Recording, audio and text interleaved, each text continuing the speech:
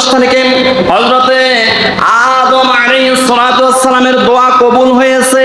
আল্লাহ পাক রব্বুল আলামিন বলেন ফাতালাক্কা আদামু মির রাব্বিহি কালিমাতিন ফাতাবা আলাইহি ইন্নাহু হুয়াত তাওয়াবুর রহিম।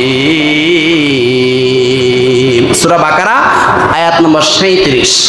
আল্লাহ রাব্বুল আলামিন বলেন আদম ও হাওয়া আলাইহিমাস সালাম এই দুনিয়ার মধ্যে এসে অজস্র কান্নাকাটি করেছেন, অঝরে কান্নাকাটি করেছেন।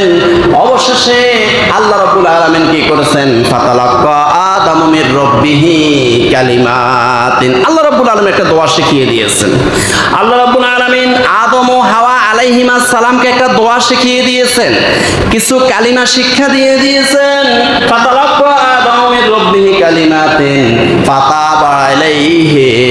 অতঃপর আদম ও হাওয়া আলাইহিমাস সালাম যখন দোয়াটা পড়েছে, আল্লাহর কাছে যখন তওবা করেছে, কালিমাগুলো যখন পাঠ করেছে, তখন আল্লাহ পাক রব্বুল আলামিন ওনাদের তওবা কবুল করে নিয়েছেন, ওনাদের দোয়া কবুল করে নিয়েছেন। ইন্নাহু হুয়াত তাওয়াবুর রহিম।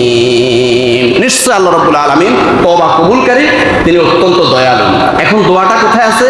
দোয়াটা আছে সূরা আরাফের 23 নম্বর আয়াতের মধ্যে দোয়াটা আছে ওয়ালা রব্বানা যালামনা আনফুসানা ওয়া ইল্লাম তাগফির লানা ওয়া তারহামনা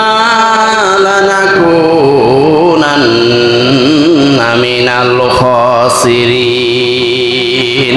সূরা আরাফ আয়াত নম্বর 23। দোয়াটা ওইখানে আছে যে আল্লাহ রাব্বুল আলামিন যে দোয়াটা শিখিয়ে দিয়েছে, দোয়াটা হলো যে রব্বানা, হে আমাদের মালিক, ও আমাদের রব, ও আমাদের প্রভু, যালামনা আনফুসানা, আমরা আমাদের নফসের উপরে জুলুম করেছি, ওয়া ইল্লাম তাগফির লানা, আল্লাহ তুমি যদি ক্ষমা না করো, ওয়া তারহামনা, তুমি যদি দয়া না করো, লানাকুনান্না মিনাল খাসিরিন, জাহান্নামের কালো কালো ধাও ধাও করা অগ্নিকুণ্ডলিতে জ্বলে পুড়ে ছারখার হয়ে যাব।